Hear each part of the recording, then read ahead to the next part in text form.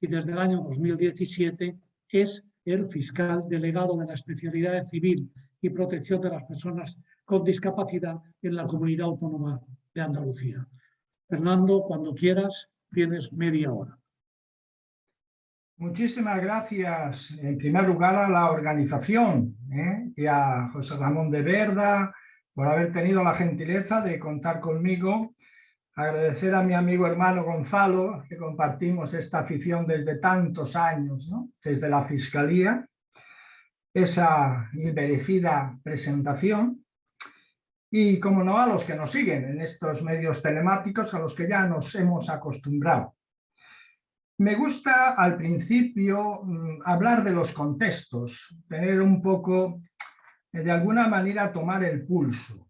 Y lo que veo, aunque ya disminuyendo, es que tanto la sociedad preocupada por los temas de discapacidad, que es grande, en la medida que hablamos de un 8% de las personas, de los habitantes, en este caso de España, es decir, en torno a 4 millones, pues tienen interés en el tema de la discapacidad, y también los profesionales. Y hay una especie de estado de shock. La gente está un poco angustiada, temerosa, y creo que lo primero que tenemos que decir es que tranquilidad, que no hay motivo, porque con la explicación correspondiente uno retoma la color y el pulso. Siempre ha sido así. Esto no es agosto, ni septiembre, ni octubre, donde había una situación de más resistencias. Poco a poco va calando el mensaje y va viniendo la tranquilidad.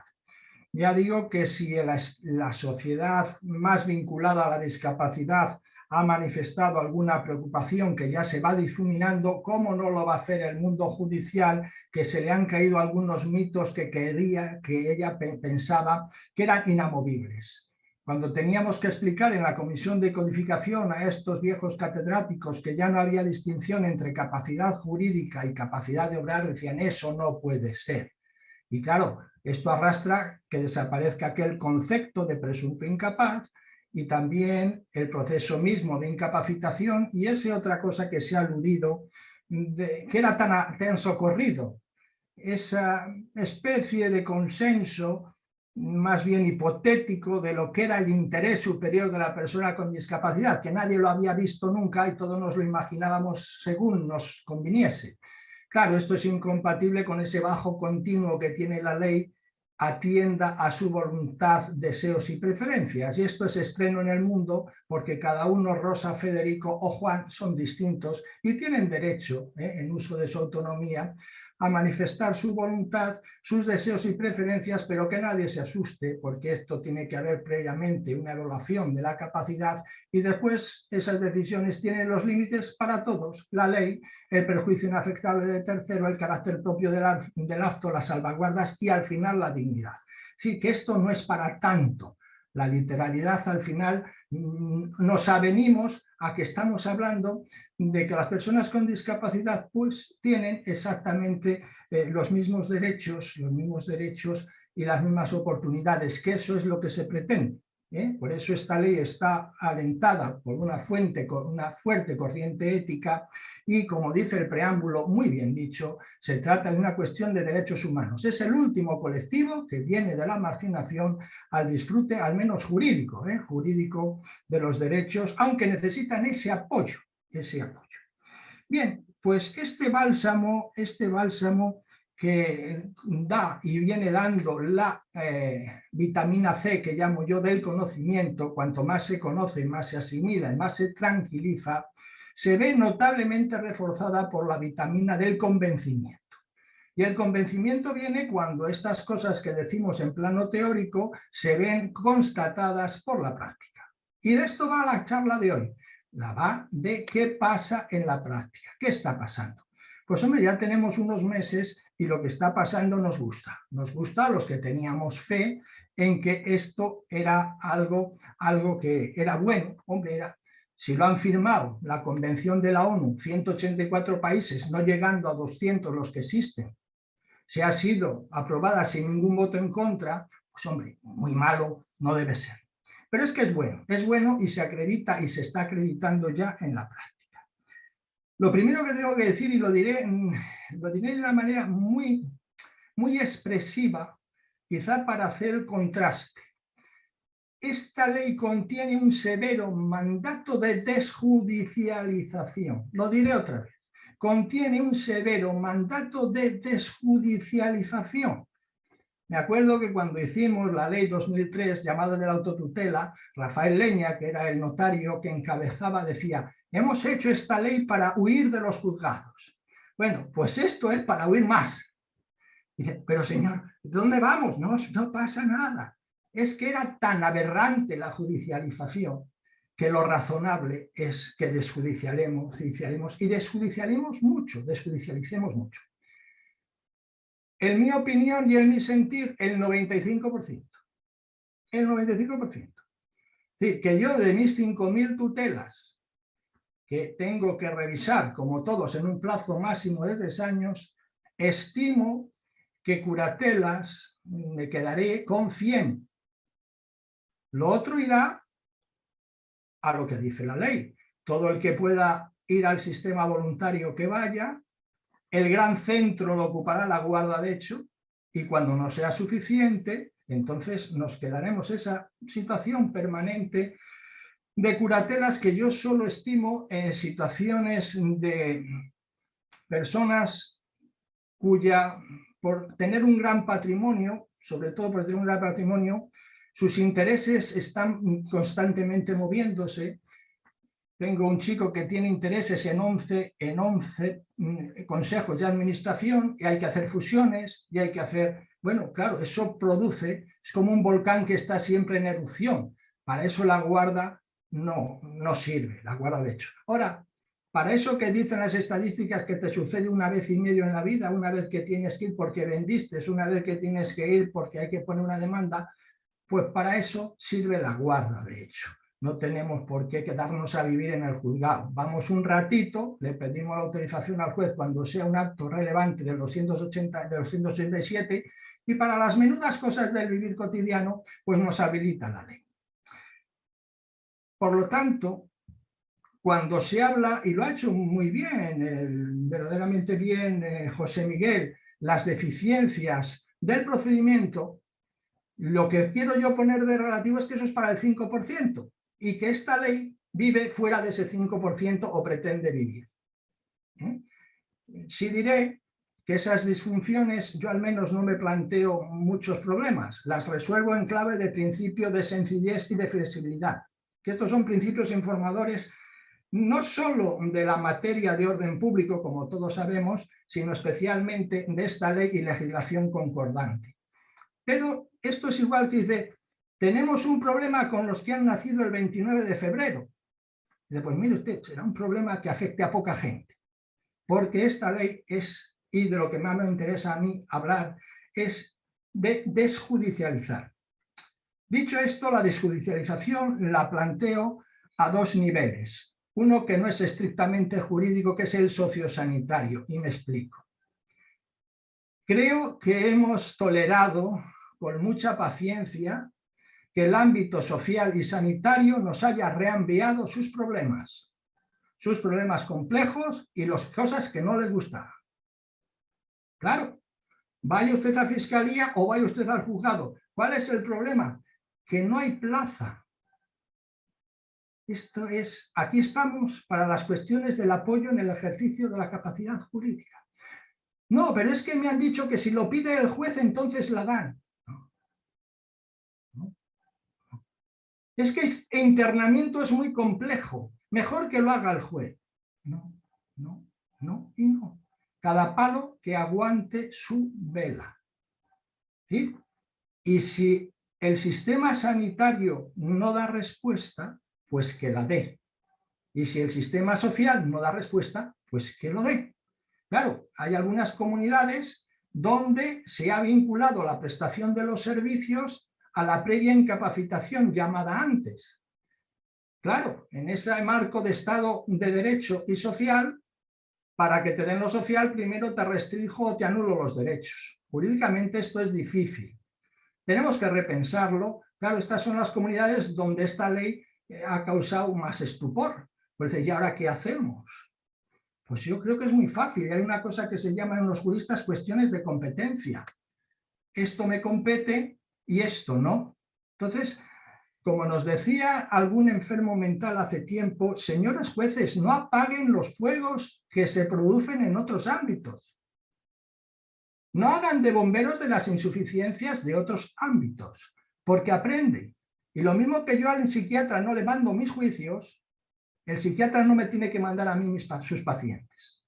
O sea que este es el primer rango, y en ese artículo 42 bis B tercero, en esa entrevista que nos ha recordado José Miguel, cuando habla de alternativas, dice no solo que te puedo remitir al sistema voluntario, es que puede ser que la alternativa la encuentres en el apoyo social o comunitario. En definitiva, el juez no es alguien neutral, es un juez que examina su propia competencia en relación con lo que es el objeto de la medida de apoyo. Aquí no estamos para dar recursos sociales, ni estamos para hacer internamientos complejos.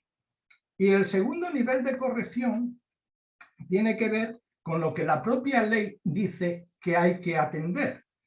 Creo que uno de los artículos que con más claridad expresa la reforma es el artículo 255, quinto, porque nos señala el lunes, martes y miércoles de las medidas de apoyo y el orden no se puede alterar. Primera referencia, sistema voluntario. Cuando no haya sistema voluntario, guarda de hecho. Y solo cuando no sea suficiente la guarda de hecho, y puede ser mucho, entonces vamos a medidas judiciales. Las medidas judiciales, en primer lugar, pueden ser puntuales. El control de los ingresos, la autorización al guardador de hecho para los excepcionales casos en que se necesite autorización judicial o medidas provisionales urgentes. Estamos un rato y nos vamos. Y solo cuando esto no sea suficiente, que necesitemos un control estable, pues entonces ahí ya se plantean los problemas procesales que ha señalado muy bien José Miguel Bor. Pero es que eso es residual. Todo lo demás es de lo que me interesa a mí hablar. Y no voy a hablar mucho porque del sistema voluntario y los poderes preventivos ya ha habido ponencias anteriores. El poder preventivo no es nada nuevo, no lo crea esta ley. Se crea en el año 2003 con la adición de un párrafo al 1732 que dice que el mandato no se extinguirá por la incapacidad sobrevenida del mandante, sino a no ser que se haya dado en previsión. Pero ¿cuál es lo que hace esta ley? Pues yo creo que esta ley avanza por lo que la experiencia nos ha enseñado es que los podemos hacer mucho mejor y que hacerlos mejor pasa por tener un mandato antes. El poder no es más que un instrumento de algo, que es el mandato, lo que le pide, lo que le propone el mandante al mandatario. Y eso es un documento que se puede hacer en casa, donde uno puede expresar con tranquilidad cuáles son mis valores y en función de estos valores hago estas previsiones y te pido que las guardes, que las cumplas, para el hipotético caso no querido de que llegue a perder la capacidad de decidir, y eso se queda en la intimidad del mandatario y del mandante. Y después se traslada al poder, que es lo que se enseña, pues todas las cosas que tienen efectos jurídicos hacia tercero, ¿bien? Y ahí se hace de una manera reglada. Y si se quiere redondear, vamos y hacemos un buen testamento que haga coherente el mandato y el poder. Y esto pues lo estamos haciendo y cada vez se hace mejor. Y la segunda cosa que esta ley debería provocar es sacar del ámbito de las personas ya de una cierta edad, 60, 70 años, en previsión de hacer estos poderes, que se están haciendo muchos, y llevarlos a la discapacidad psíquica leve, síndrome de Down con formación, autismo, pueden hacer, y de hecho ya se están haciendo. Y también para los trastornos mentales, hombre, yo he inspirado a algunos de trastorno bipolar, una esquizofrenia en periodos de remisión.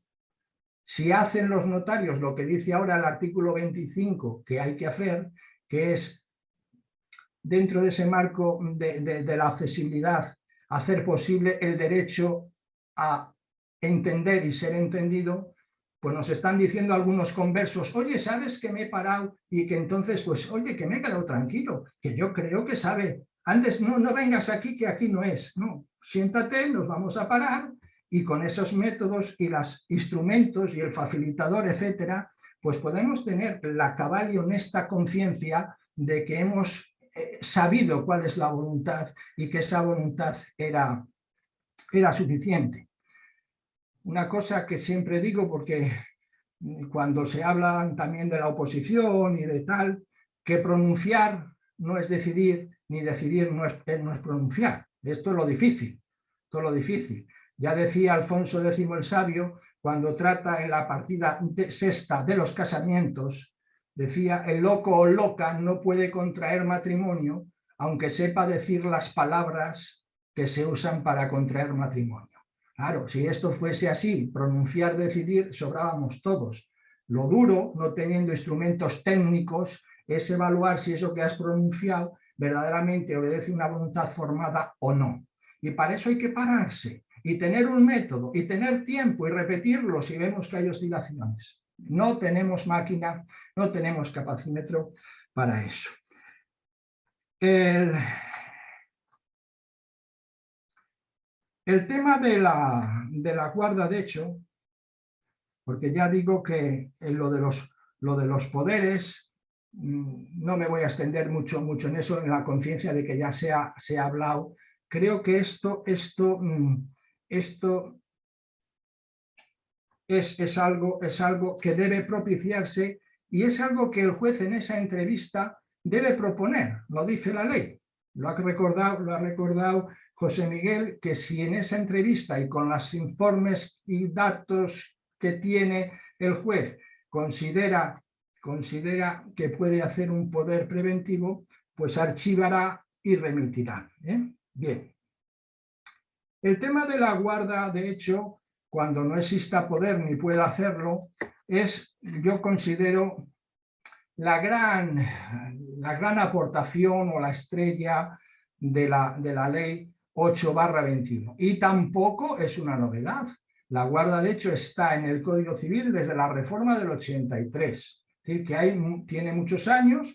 El proyecto de Rodrigo Berkovic, de 12 artículos, se quedó en 3, pero había uno fundamental, que era el 304, ya derogado, en terminología antigua.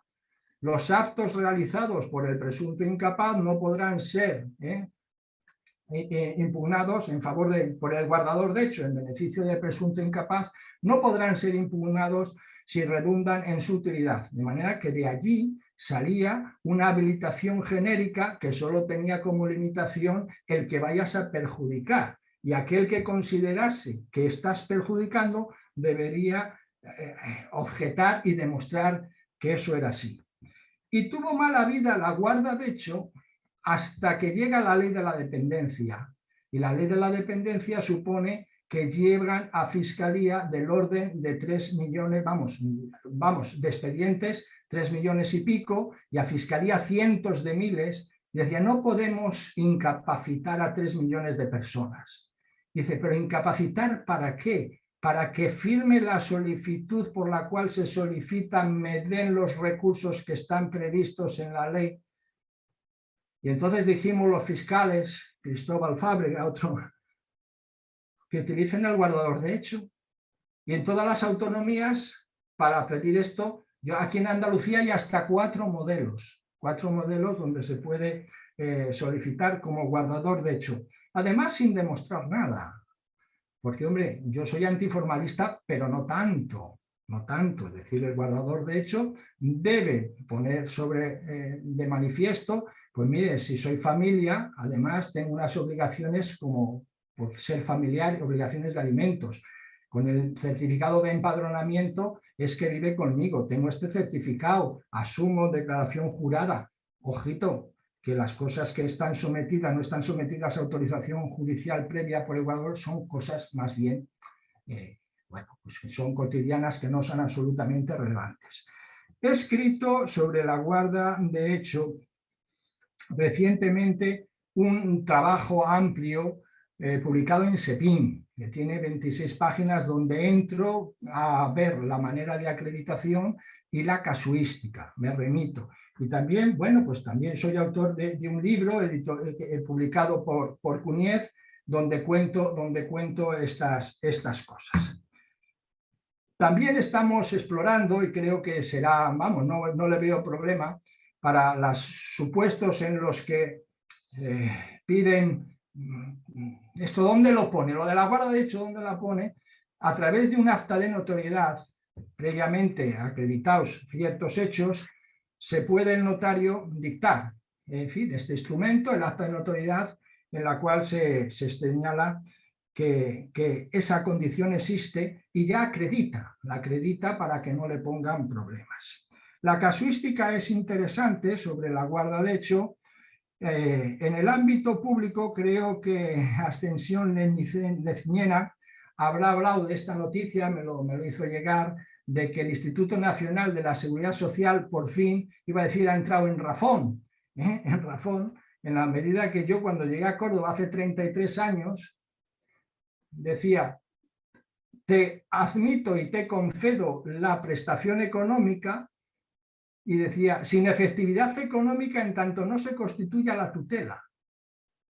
Pero claro, el concepto era así de amplio, el administrativo, por el cual daba derecho a una prestación, y el artículo 200 era más cerrado. Y acudían a mí el MASA, incapacíteme, que si no, no cobro. Y yo decía, señores del Instituto Nacional de la Seguridad Social, ¿dónde pone eso de que haya que nombrar un tutor para cobrar una pensión? En fin, esto de vincular la prestación a la abolición de derechos.